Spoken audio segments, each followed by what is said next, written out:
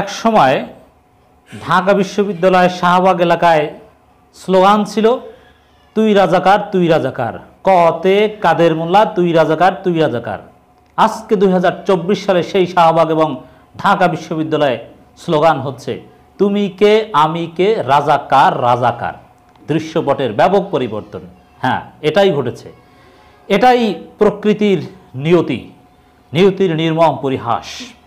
যেই আওয়ামী লীগ বিরানি দিয়ে, টাকা পয়সা দিয়ে, নানান পৃষ্ঠপোষকতার মধ্য দিয়ে দেশপ্রেমিক রাজনৈতিক নেতাদের বিরুদ্ধে স্লোগান দেওয়াচ্ছিল, তুই রাজাকার তুই রাজাকার, আজকে সেই তরুণ প্রজন্ম প্রধানমন্ত্রীর বক্তব্যের প্রতিক্রিয়ায় স্লোগানে স্লোগানে প্রকম্পিত করেছে।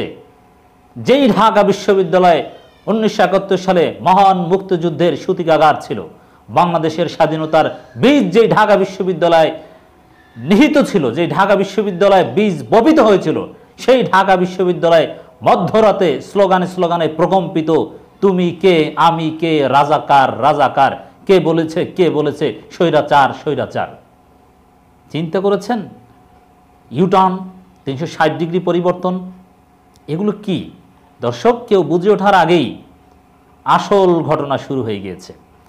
প্রধানমন্ত্রীর বিরুদ্ধে জনতা এবার জেগে উঠেছে। এতদিন যা হয়েছিল এগুলো আসল ঘটনা নয়, পুলিশের সাথে ধাক্কাধাক্কি, অবরোধ না। এবার প্রধানমন্ত্রী জনগণের কাঠগড়ায়। তরুণ প্রজন্মের এইভাবে জনরোষের শিকার অতীতে প্রধানমন্ত্রীকে হতে হয়নি। আজকে তরুণ প্রজন্মের যে অংশ প্রধানমন্ত্রীর বক্তব্যের তীব্র প্রতিক্রিয়া জানাচ্ছে, তুমি কে আমি কে রাজাকার রাজাকার এই স্লোগান দিয়ে। এই প্রজন্ম ভোটাধিকার সচেতন নয়। এই প্রজন্ম প্রধানমন্ত্রীর বিরুদ্ধে এইভাবে ছিল না। তারা পড়াশোনা, চাকরি এগুলো নিয়েই ব্যস্ত ছিল। তারা বিএনপি জামাত নয়। কিন্তু তাদেরকে যেদিকে প্রধানমন্ত্রী ঠেলে দিলেন, তুমি কে আমি কে রাজাকার রাজাকার এই স্লোগানের দিকে ঠেলে দিলেন প্রধানমন্ত্রী।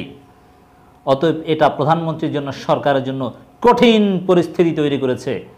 এত তাড়াতাড়ি প্রধানমন্ত্রীর বিরুদ্ধে ম্যাসিভলি টেকনাফ থেকে তেঁতুলিয়া, রূপসা থেকে পাতুরিয়া, বাংলাদেশের সবগুলো বিশ্ববিদ্যালয়ের প্রত্যেকটা ইঞ্চিতে প্রধানমন্ত্রীর বক্তব্যের প্রতিক্রিয়া এই স্লোগান, এটা এত তাড়াতাড়ি এত ম্যাসিভলি হবে কেউ আশা করেনি। কেউ বুঝে ওঠার আগেই এই আসল ঘটনা শুরু হয়ে গিয়েছে। দর্শক, ঘটনা যে পর্যায়ে এসেছে, যেভাবে আন্দোলন ছড়িয়ে পড়ছে, ছাত্রলীগ নিয়ন্ত্রণ করতে পারছে না। ঢাকা বিশ্ববিদ্যালয় ক্যাম্পাস থেকে শুরু করে বিভিন্ন বিশ্ববিদ্যালয়ে ছাত্রলীগ শিক্ষার্থীদেরকে আটকে রাখে, কোথাও টিভি রুমের মধ্যে, গেস্ট রুমের মধ্যে, যে না আন্দোলনে যেও না, গেটে তালা দিয়ে রাখে। কিন্তু সাধারণ শিক্ষার্থীরা তালা ভেঙে সাধারণ শিক্ষার্থীদেরকে গেস্ট রুম থেকে, টিভি রুম থেকে, হল থেকে উদ্ধার করে তাদেরকে মিছিলে নিয়ে যায় এবং মিছিল শেষ করে প্রধানমন্ত্রীর বিরুদ্ধে প্রতিক্রিয়া দেখিয়ে তারপর আবার হলে নিরাপদে গিয়ে ছাত্রলীগের পেটের মধ্যে ঘুমায়। মানে ঘটনা যেদিকে আসছে, পরিস্থিতি যা তৈরি হচ্ছে, জনগণের বিজয় উদযাপন কাছাকাছি চলে আসছে ইনশাআল্লাহ। দর্শক, কিপ ইট কন্টিনিউ। আমাদের সবাইকে এই মুহূর্তে জেগে উঠতে হবে। সরকার ভুল করেছে, প্রধানমন্ত্রী ভুল করেছে, এর মাসুল দিতে হবে মুক্তিযোদ্ধা সন্তানদের। কারণ এই কোটা বিরোধী আন্দোলনে মূল দায়িত্বে অনেক মুক্তিযোদ্ধার সন্তান আছে, মুক্তিযুদ্ধের নাতিপুতি আছে। মুক্তিযোদ্ধার সন্তান, নাতিপুতি, মুক্তিযুদ্ধের চেতনায় বিশ্বাসী অল্প বয়সী তরুণ শিক্ষার্থী, যাদের 14 গোষ্ঠী থেকেও স্বাধীনতা বিরোধী বা রাজাকার ছিল না, তাদেরকে রাজাকারের নাতিপুতি ট্যাগ দেওয়া হয়েছে। এর পরিণতি যে কতটা ভয়াবহ হতে পারে শিক্ষার্থীরা দেখিয়ে দিয়েছে তীব্র প্রতিক্রিয়ার মধ্য দিয়ে। কেউ কল্পনা করেছিল 2013 সালে? কেউ কল্পনা করেছিল স্বাধীন বাংলাদেশে আওয়ামী লীগ ক্ষমতায় থাকতে ঢাকা বিশ্ববিদ্যালয় স্লোগানে স্লোগানে প্রকম্পিত হবে, তুমি কে আমি কে রাজাকার রাজাকার? দর্শক, এগুলো নিয়ে একাডেমিক আলোচনাও হবে, আমরা এগুলোর জবাব দেব। কিছুতেই শিক্ষার্থীরা বলছে না যে তারা রাজাকারের সন্তান। এখানে যারা স্লোগান দিচ্ছে তারা কেউ রাজাকারের সন্তান না। আমি চ্যালেঞ্জ দিয়ে বলছি, একজনকেও খুঁজে পাওয়া যাবে না যে তার বাবা বা দাদা রাজাকার ছিল। যারা তুমি কি আমি কি রাজাকার রাজাকার বলছে, এর মানে প্রকৃত অর্থে এরা কেউ রাজাকারের সন্তান নয়, রাজাকারের বংশধর নয়। এরা মুক্তিযুদ্ধের চেতনায় ছাত্রলীগ থেকে পদত্যাগ করে এসে এই স্লোগান দিচ্ছে। এরা কারা? এদের পরিচয় জানেন? এরা মুক্তিযোদ্ধার নাতিপুতি অনেক। এরা মুক্তিযুদ্ধের চেতনায় বিশ্বাসী, এরা ছাত্রলীগের সদ্য সাবেক নেতা, তারা স্লোগান দিচ্ছে তুমি কে আমি কে, রাজাকার রাজাকার। অতএব এরা প্রকৃত রাজাকার নয়। অতএব আওয়ামী লীগের এমপি মন্ত্রীদের ঘুম হারাম হয়ে গিয়েছে। গভীর রাতে না ঘুমিয়ে দীপুমণি, পলক এরা প্রতিক্রিয়া জানান, ঘুম হয় না। ঘটনা শুরু হয়ে গিয়েছে, ঘুম হবে না।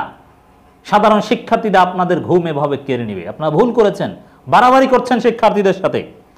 অতএব এখনো সময় আছে সাধারণ শিক্ষার্থীদেরকে, সাধারণ জনগণকে রাজাকারের নাতিপুতির ট্যাগ প্রত্যাহার করে, এই বক্তব্য প্রত্যাহার করে ক্ষমা চেয়ে শিক্ষার্থীদের দাবি মেনে নিন, নইলে এর পরিণতি একটু ভালো হবে না। রাজপথে এর সমাধান হবে ইনশাল্লাহ। দর্শক, এর ব্যাখ্যাটা জরুরি যে তুমি কে আমি কে রাজাকার, এর মানে এই নয় যে আমরা রাজাকারের পক্ষে, এর মানে এই নয় যে শিক্ষার্থীরা রাজাকারের পক্ষে, এর মানে এই নয় যে তারা আসলেই রাজাকারের সন্তান। এরা কেউ রাজাকারের সন্তান নয়, এরা সবাই মুক্তিযুদ্ধের পক্ষে, এরা সবাই রাজাকারের বিরুদ্ধে, এরা সবাই স্বাধীনতা বিরোধীদের বিরুদ্ধে। তাহলে এই স্লোগান কেন দিচ্ছে? মুক্তিযোদ্ধার নাতিপুতিদের, তরুণ প্রজন্মকে, যারা স্বাধীনতার চেতনায় বিশ্বাসী, যারা 2013 সালে স্লোগান দিয়েছিল তুই রাজাকার তুই রাজাকার, তাদেরকে রাজাকারের নাতিপুতির ট্যাগ দেওয়ার প্রতিক্রিয়া হিসাবে টিট ফর ট্যাট। এই যে তুমি কে আমি রাজাকার রাজাকার, এই কথা কিন্তু এটা শিক্ষার্থীরা বলেনি, এটা প্রধানমন্ত্রী তাদেরকে বলেছে, সেই কথাটা তারা প্রোনাউন্স করছে। অতএব দীপুমণি, আপনি বুঝেন আগে বক্তব্য, আপনি কি বুঝাতে চান, আপনি কি বুঝেন, কিসের শিক্ষামন্ত্রী ছিলেন? প্রধানমন্ত্রী শিক্ষার্থীদেরকে রাজাকার বলেছে, শিক্ষার্থীরা সেই কথাটা বলে স্লোগান দিচ্ছে। কেউ নিজেকে রাজাকারের সন্তান দাবি করছে না, কেউ রাজাকারের সন্তান নয়। এই দাবি করবে কোন দুঃখে? তাদের লাভ কি? এটা একটা প্রতিবাদ, টিট ফর ট্যাট। এটাকে আপনারা ভিন্ন খাতে প্রবাহিত করছেন কেন? ছাত্রলীগের নেতারা, অনেক বৈষম্যের দালালেরা দেখতে পাচ্ছি যে অনেকে ফেসবুকে লেখালেখি করছে, আমাদের বন্ধু অনেকে আছে, বড় ভাই, যে আনফ্রেন্ড করুন, তুমি কি রাজাকার আমি কি রাজাকার, এই স্লোগান আমরা লজ্জিত। যেই রাজাকার স্বীকার না করে আমি রাজাকার নই আমি মুক্তিযোদ্ধা, জয় বাংলা স্লোগান দিয়ে যারা মৃত্যুর দিকে গিয়েছিলেন, পাকিস্তানি হানাদার বাহিনী যাদেরকে হত্যা করেছিল, সেই জাতি তুমি কে আমি কে রাজাকার বলে, এটা মেনে নেওয়া যায় না। এটা নির্লজ্জ স্লোগান, এইভাবে বলছে না। এই কথাটা প্রধানমন্ত্রীকে বলুন। যে জাতি মুক্তিযুদ্ধ করেছিল, যে জাতি রাজাকারদেরকে পরাজিত করেছিল, সেই জাতিকে রাজাকার ট্যাগ দিয়েছে প্রধানমন্ত্রী। অতএব আপনারা যারা তুমি কে আমি কে রাজাকার এই শব্দের খুব কষ্ট পাচ্ছেন, হ্যাঁ কষ্ট আমরাও পাচ্ছি, কিন্তু এই কষ্টটা পাচ্ছি প্রধানমন্ত্রী বক্তব্যের কারণে। এই সমস্ত দোষ প্রধানমন্ত্রী, এর দায় প্রধানমন্ত্রী, কারণ তিনি বলেছেন। আচ্ছা, একটা সিম্পল বিষয় বোঝেন, প্রধানমন্ত্রী যদি রাজাকারের নাতিপুতিরা তাহলে চাকরি পাবে এই কথাটা যদি না বলতেন, তাহলে কি এই স্লোগান এরকম হতো? কেউ এই স্লোগান দিত? বা এতদিন যে কোটা বিরোধী আন্দোলন হয়েছে, এখানে কি তুমি কি আমি কি রাজাকার এই স্লোগান কেউ দিয়েছে? তাহলে দোষটা শিক্ষার্থীদের দেন কেন? দোষটা প্রধানমন্ত্রীকে দেন। আসল জায়গায় তো সমালোচনা করতে পারেন না, আপনার ভীতু, আপনার কাপুরুষ। আশা করি জবাব হয়েছে। দর্শক, আর একটা বিষয়ের একটু জবাব দেওয়া প্রয়োজন। এখানে প্রধানমন্ত্রী থেকে শুরু করে আরাফাত সাহেব, আওয়ামী লীগের অনেক নেতারা একটা ভাব নিচ্ছেন যে কোটা না মেধা, মেধা না মেধা, এই স্লোগানের সমালোচনা করা হচ্ছে। বলা হচ্ছে এটা একটা চমৎকার স্লোগান, কিন্তু দুর্বিসন্ধিমূলক। যারা কোটায় চাকরি পায় তারা কি মেধাবী না? তারা কি মনে হয় যেন এরকম যে ঘরে বসে থাকে আর কোটা থাকলে চাকরি হয়ে যায়? তাদেরকে তো প্রিলি রিটেন দিয়ে ভাইবে যেতে হয়, তারপরে শেষে কোটা অ্যাপ্লাই হয়। কিছু দালাল সাংবাদিকও দেখলাম যে এইভাবে প্রশ্ন করছে প্রধানমন্ত্রীর কাছে। এটার একটু জবাব দিই। আপনি প্রথম রাউন্ড, দ্বিতীয় রাউন্ড সেমিফাইনাল খেলে ফাইনালে গেলেন, মূল ম্যাচটা তো ফাইনাল, আর ফাইনালে আপনি অটো পার পেয়ে গেলেন। এখানে মেধার প্রতিযোগিতাটা কোথায় হলো? একটা নির্দিষ্ট সময় পর্যন্ত তো আমরা সবাই সমান। যেমন জন্মগতভাবে যে কোনো সুস্থ মানুষই মেধাবী, এর মানে কি সবাইকে চাকরি দিয়ে দেওয়া হবে? এটা তো হয় না। এর মানে মেধার পরীক্ষা দিতে হবে। সে মেধার ফাইনাল পরীক্ষায়, মেধার চূড়ান্ত বা ফাইনাল পরীক্ষায় যেটার ভিত্তিতেই চাকরি হয়। যেমন আপনি যদি প্রিলিতে রিটেনে পাস করেন আর ভাইবে যদি পাস না করেন, ভাইবে থেকে বাদ করেন, এর মানে আপনার প্রিলি রিটেনটা কোনো কাজে আসলো না, ওটা দুধ ভাত। আসল জায়গাটা তো ভাইবা। সেই ভাইবায় আপনি কোটার কারণে একেবারে ফেল করলো, আপনি পাস, আপনি কোনো প্রশ্ন উত্তর না দিতে পারলো, আপনার চাকরি হয়ে গেল। এইটাই তো কোটা না মেধা, মেধা না কোটা, এটাই তো বৈষম্য। এখানেই তো মেধার অবমূল্যায়ন, এখানেই তো মেধাবীরা বঞ্চিত। আর যারা প্রশ্ন উত্তর দিতে পারে না তারা অটো পাস পায়। তা আপনারা কি জনগণকে কি বোকা মনে করেন? কি সব যে কোটা না মেধা, মেধা না কোটা এই স্লোগানে আপত্তি তোলেন। এই স্লোগান শতভাগ যৌক্তিক। কোটা মানে ফাওর উপর অটো পাস করিয়ে দেওয়া, আসল জায়গায় ফাইনাল ম্যাচে। এই বিষয়টা বুঝতে হবে। যাই হোক দর্শক, ঢাকা বিশ্ববিদ্যালয়ে মধ্যরাতে কোটা বিরোধী বিক্ষোভ, উত্তেজনা এবং তুমি কে আমি কে, রাজাকার রাজাকার এই স্লোগানে উত্তল। ছাত্রলীগ বাধা দেওয়ার চেষ্টা করেছে এবং সেখানে জাহাঙ্গীরনগর বিশ্ববিদ্যালয়ের শিক্ষার্থীরা তাঁতিবাজার অবরোধ করেছে। রাজশাহী বিশ্ববিদ্যালয়ে বিক্ষোভ হয়েছে। মধ্যরাতে ঢাবি, জবি, ইবি, কুবি, বেরবি, ইডেন, ববি, খুবি, চবি, সাবি, প্রবি সব জায়গায় বাধা পেরিয়ে শিক্ষার্থীরা মিছিল করেছে এবং এই স্লোগান দিয়েছে। কুবির প্রধান ফটকে কোটা বিরোধীরা উত্তেজনা, কিন্তু শিক্ষার্থীরা কোনো উত্তেজনাকে ভয় পায় না। শাহবাগে ছাত্রলীগ ও মুক্তিযোদ্ধাদের সন্তানরা বিক্ষোভ করেছে। মানে বুঝলাম না এটা এখানে বিক্ষোভ করার কী আছে? সাধারণ শিক্ষার্থীদেরকে প্রায় শতভাগ শিক্ষার্থীদেরকে 10,000-এ একজন বাদে তাদেরকে রাজাকারের নাতিপুতি ট্যাগ দিবে আর কেউ কিছু বলবে না, এটা মেনে নিবে। আবার এর জন্য আপনাদেরকে মিছিল করতে হবে কেন? ছাত্রলীগ এবং মুক্তিযুদ্ধের সন্তানদের এই বিক্ষোভ মিছিল এটা লজ্জার। এরা একটা জাতিকে এভাবে বিভাজনের মধ্যে ফেলে দেয়। এর মানে কি তাহলে? দেশের 18 কোটি মানুষের